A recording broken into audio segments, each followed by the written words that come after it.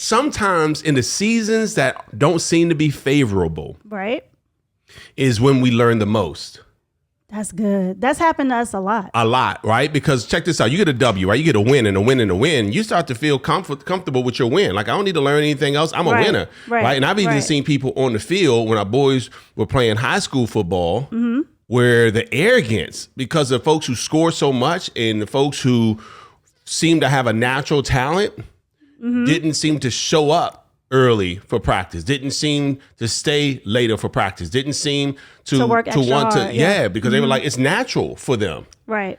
But those who had to work on their skills and work on their talents, stayed a little bit extra, came in, or perhaps they had a greater vision and they saw themselves further than where they were currently, playing at the next level, then of course they worked harder. So all I'm saying is sometimes in seasons where things aren't going as well as you want, you seem to be in position and more open to learn. You're right in the middle of your lesson. Yep. Right in the middle of it. If you're a go-getter, faith-driven, and family-focused, and need to break through to your next level, this is the podcast for you. Your self-talk can reshape every area of your life. It's time to dream and think big. Welcome to the Self-Talk Experience with Darnell and Tracy Self. It's time to elevate, baby. Let's get into the show. Hello out there. Welcome to the Self-Talk Experience. I am so excited today, babe. Are you excited today? I'm extremely excited for this last episode of this season. Last episode of the season. I know. We start back up the first Thursday in July.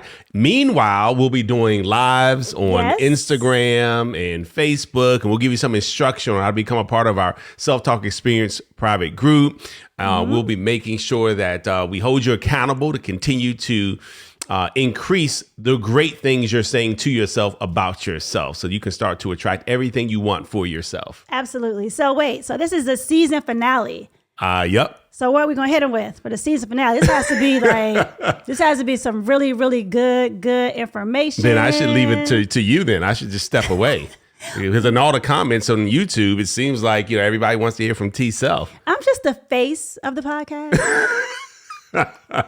You're the voice? Yeah, you're the voice behind the whole operation. All right. And J. Rose behind us. We're going to have to have her come out and say hey to everyone. Do you think that she would do that? I think so. And I think that she should be in a interviewee on next season. She has a lot of gems to help us guys. Get in the chat right now and let us know if you would like our executive producer to be our guest. Maybe for the season opener. Oh, yeah.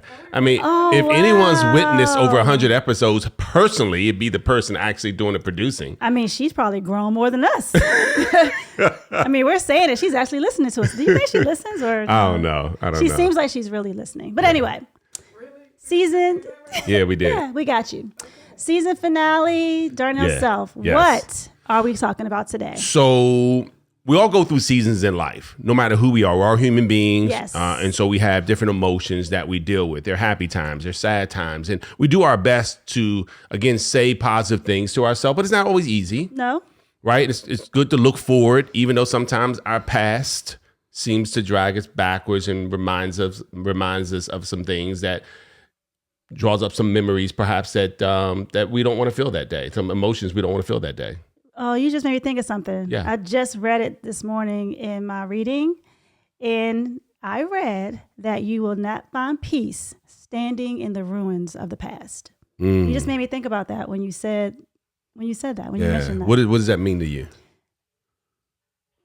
You can't move on and you can't go forward if you are stuck. But it's hard to get unstuck, but it's possible to get unstuck. I think a lot of times we're standing in it, standing on business, as they say, right? Standing on business in something that's not serving us. And we have to shift and say, we don't actually have to be here. We have to, but that's baby steps. I think we talked about this last week. Yeah. Sometimes we're just sitting there waiting for the breakthrough. Yep. And the breakthrough doesn't just happen. Yep. It's steps to it. So if you're in a place and you're not at peace, it's okay, but you have to take little steps to get out of it. Right. It's not going to just all of a sudden happen. Right. And if you're focusing on the past, all you're doing is bringing it to the present. Yeah. And also maybe extending it to your future. Yeah. If you're staying in that place. Yeah. No, that's good. That's good. I see it all the time. I mean, even with myself, you know what I mean? And we're making it sound easier than it really is. But sometimes we're sinking because we're standing in quicksand. Right. And that kind of goes without saying. It's easier said than done. But just think it through. Just start the process of thinking how you may be able to maneuver through it. And that helps. Yeah. You know? Yeah. Which says that it may not just be you, because sometimes our thoughts are our thoughts. Mm-hmm. And so in order to have different thoughts, it's typically from an association, a lunch meeting, a book that we've read, and it allows us to feel a little uncomfortable, like, man, that's me, and I don't like being here. So perhaps I need someone else to help me to move out of this particular space, these ruins, this quicksand. Like I remember reading a little bit about quicksand, and it was saying sometimes with movement, you sink even more. So with you moving by yourself, you're sinking even more. So there's almost no way out. But if there's someone else handing you a branch or someone else reaching you an arm and they're pulling you out, then you're more likely to get out. And so sometimes it's about us reaching out, reaching up, discovering some things that come from a different voice than what we normally hear, whether it be therapy, whether it be a good friend of ours who said, hey, have you ever thought about it this way? Because sometimes when you're in it, all you can think about is what you can think about. And when you're in it, it's also someone you're reaching up, but it's also what you're standing on. Are you standing on misery?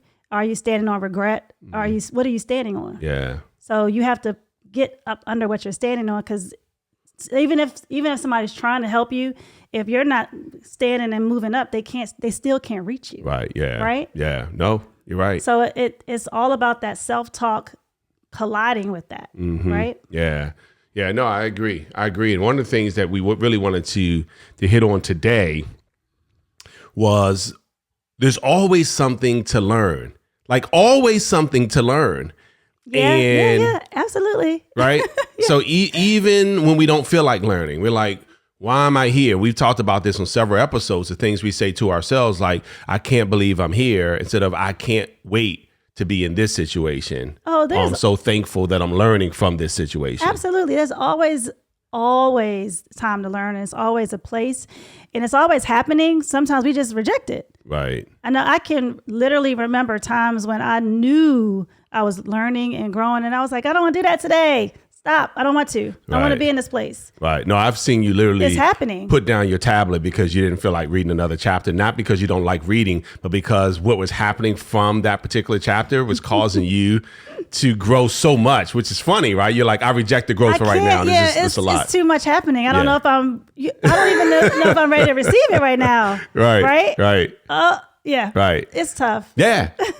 And listen, that's why it's hard, really, quite honestly, being an entrepreneur, because you're always being stressed. To get your business to the next level means that you have to think differently. You have to strategize differently. You have to go learn some things that perhaps you didn't know. And that's why you've stayed stagnant in the business. Mm-hmm. And so not everybody wants that continuous growth. And it's continuous. It's continuous. It is. Right. And some professions are like that too. Like if you went to medical school and you read some medical journal back in the 60s, well, medical journals today may go back and say, hey, look, some of the things we thought were the best ways aren't actually the best ways now due to technology and advancements, et cetera. Right. Yeah. I was talking, sidebar.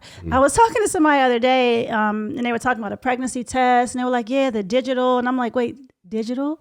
They have digital pregnancy tests? Well, I feel like I'm 100 years old because I've never heard of that. So again, things are moving, and they're moving very fast. Right? I don't understand digital. Like you just like point in that direction. I don't know. Maybe we should look it up. Wow. So you don't have to pee on it anymore? Yes. Oh, you do? Pee on it? Oh, how do you know? Forgot our, executive producer is young. Oh, she has so it's been out for that long? Wow. Oh, yeah, guys, the person I was talking to about pregnancy tests is our executive producer behind the camera. No, I'm kidding. I wasn't. No. But I said all that to say we were talking about technology and how fast-paced things are moving. Yeah. You have to keep up. Yeah. I mean, your phone does everything now. Like, I can really monitor everything through an app. It's so funny. It does. Yeah. Like, do you pee on your phone? Like, what? I don't understand how the digital thing works. I'm curious now. Baby. One line or two. Oh, it actually prints out the word. It doesn't print it out. You feel old school. Dot matrix. You done. I didn't mean to say print. Oh my gosh, I'm 103. Okay. Why are we talking about this? I don't know how we got there. You brought it up. No, because I thought I was relating to what you were talking about, and it went down a way. I did become curious. It went down a way. Yeah, I was curious. Well, guess what, babe? What? You never have to worry about seeing one of those. Okay? I better not. You won't. Okay. All right, it's not mine if I do. Wow. Okay, so back to the topic. Okay. Self-talk. Yes. So there's always something to learn. Like I'm learning right now. Like I'm learning a lot about you, babe. Sure. But listen, there's always, and look, sometimes in the seasons that don't seem to be favorable, right, is when we learn the most. That's good. That's happened to us a lot. A lot, right? Because check this out. You get a W, right? You get a win and a win and a win. You start to feel comfortable with your win. Like, I don't need to learn anything else. I'm a winner, right? And I've even seen people on the field when our boys were playing high school football where the arrogance, because of folks who score so much and the folks who seem to have a natural talent didn't seem to show up early for practice, didn't seem to stay later for practice, didn't seem to work extra want to, hard, because they were like, it's natural for them. Right. But those who had to work on their skills and work on their talents, stayed a little bit extra, came in, or perhaps they had a greater vision and they saw themselves further than where they were currently, playing at the next level, then of course they worked harder. So all I'm saying is sometimes in seasons where things aren't going as well as you want, you seem to be in position and more open to learn. You're right in the middle of your lesson. Yep. Right in the middle of it. So we wanted to talk about that for a few minutes because there are ups and downs, ebbs and flows in life. And we want to make sure that you're always looking like, what am I learning from this? Not like, why is this happening to me?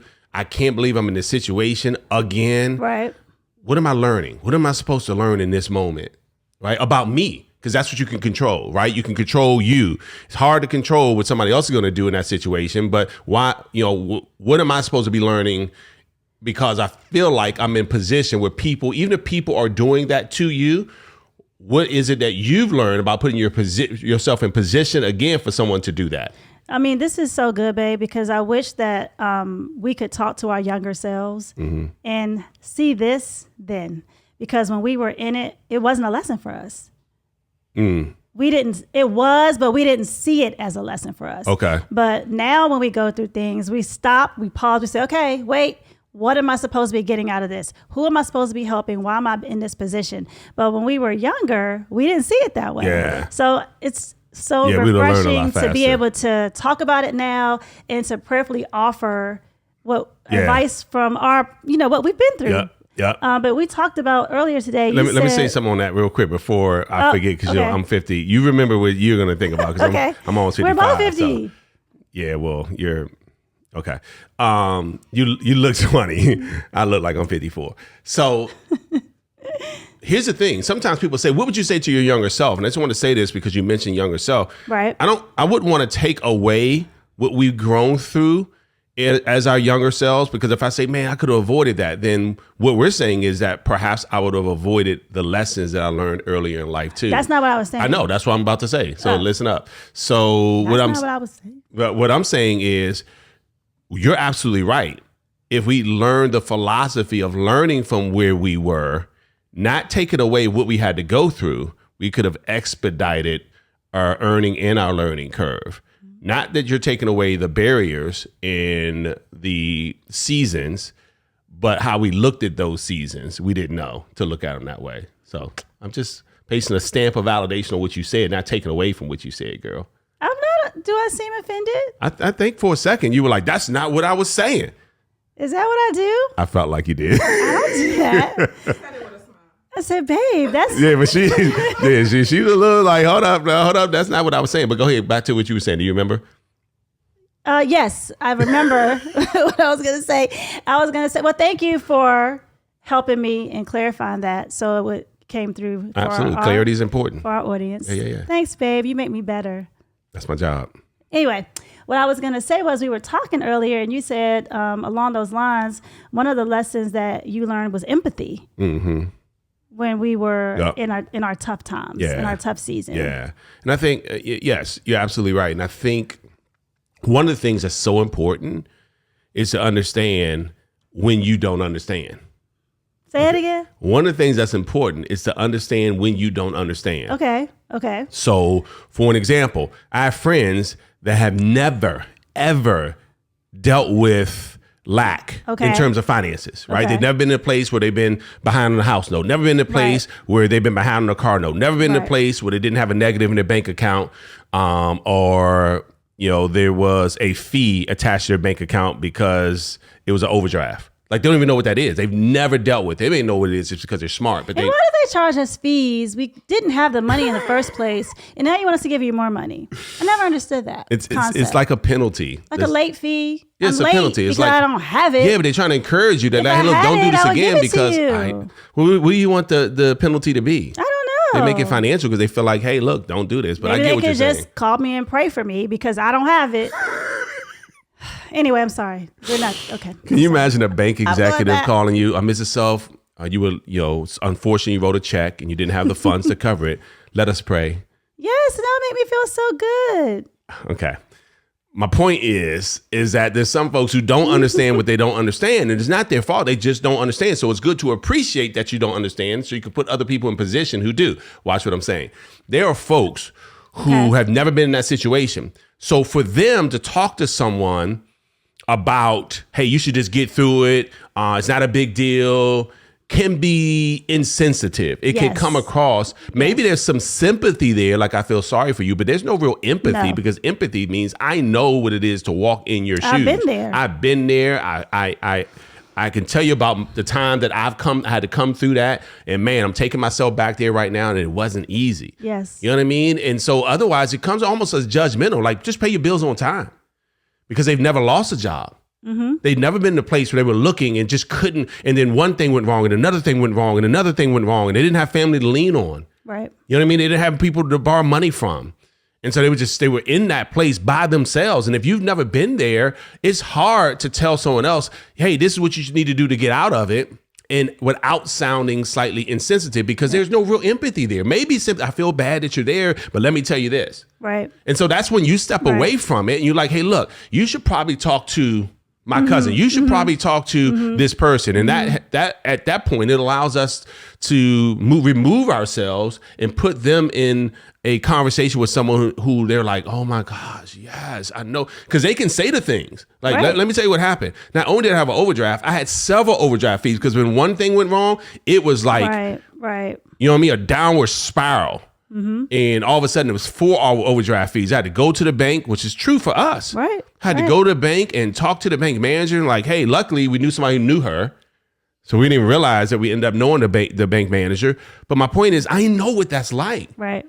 But then we think about what did we learn from that? So now that we know, we're able to go back and say, what do we learn from those seasons? You want to talk about some of the things you feel like we've learned from the season of what we felt was lack at the time?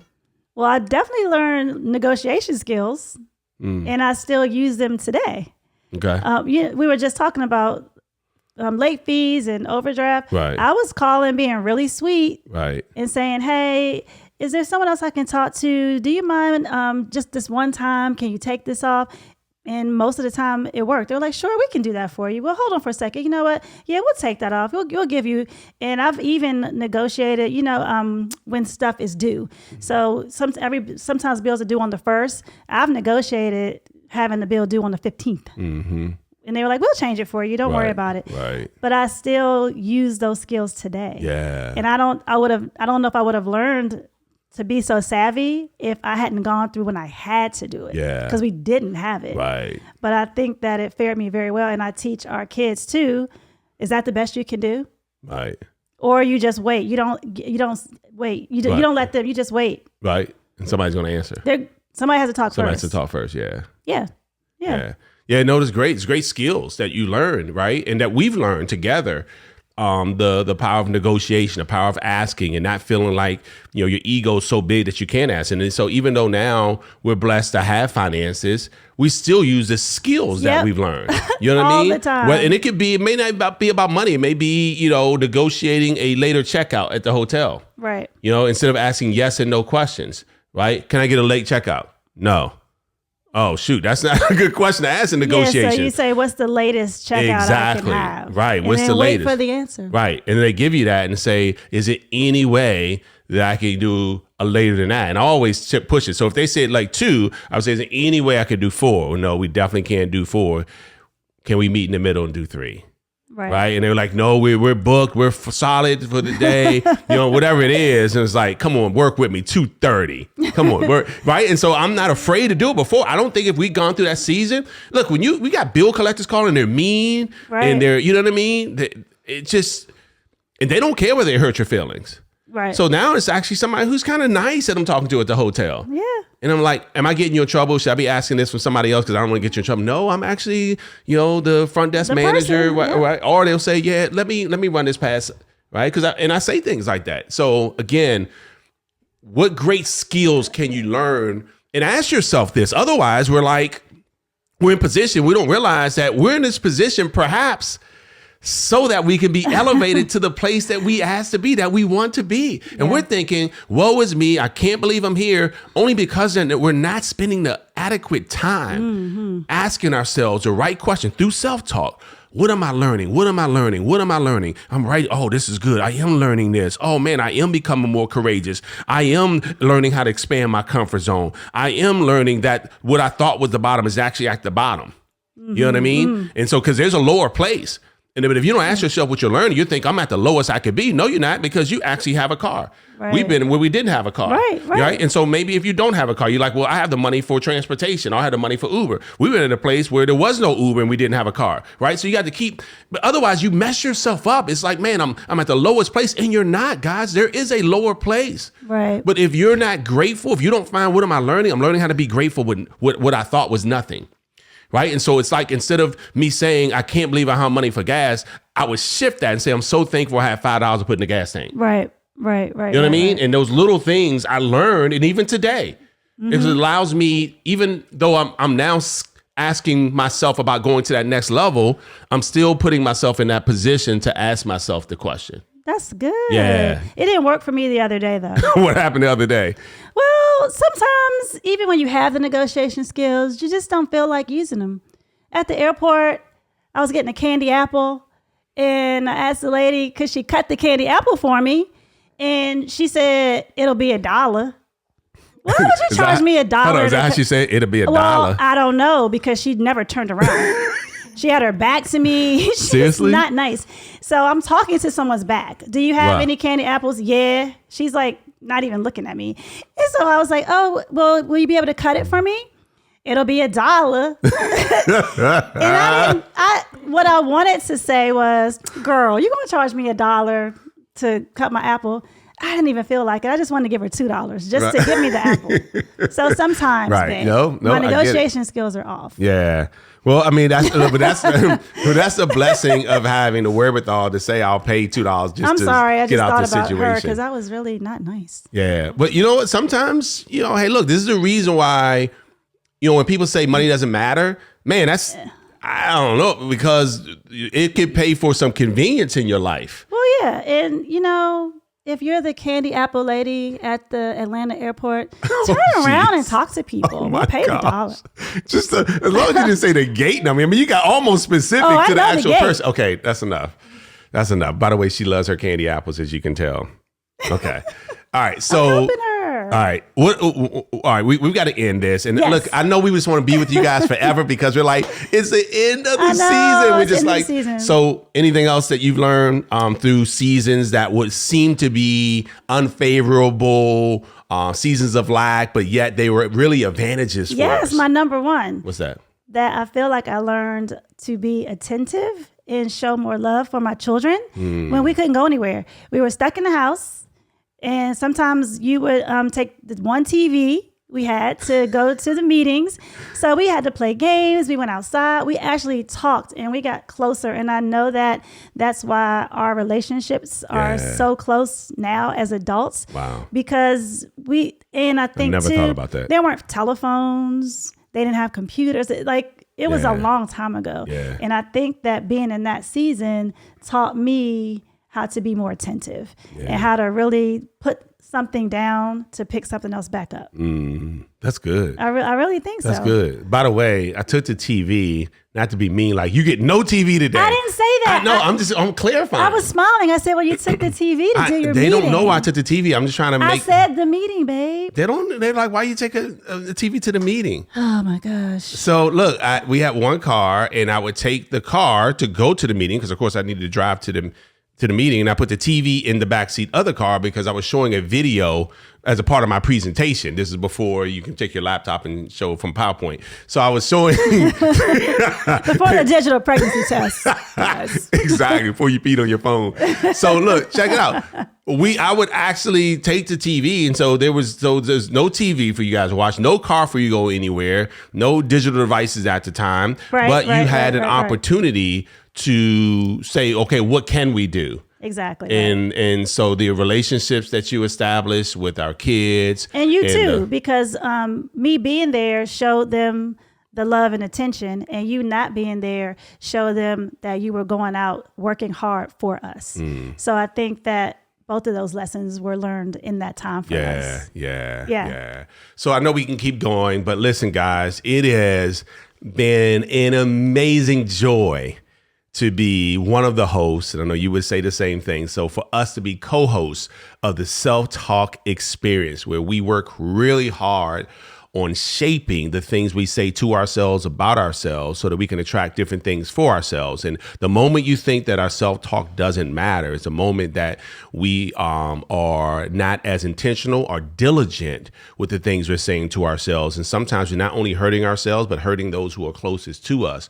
Because when we work on the things we say to ourselves, people around us also start doing the same things because of the power of association. Absolutely. Yeah. So we keep sending the positive comments, and you can follow us on our Instagram, which we'll place here, her Instagram, her coffee page, our YouTube, all of the audio platforms so you can listen to the podcast. Go back and catch up. If you miss any of the Self-Talk Experience episodes, is your opportunity over the next few months to not take a hiatus from saying the wonderful things to yourself, but taking a hiatus from actual having a new episode, but not for us working on our self-talk. So make sure you follow us because we'll be doing some special things, some lives and some opportunities for us to continue to help all of us grow together. Exciting times. Yes.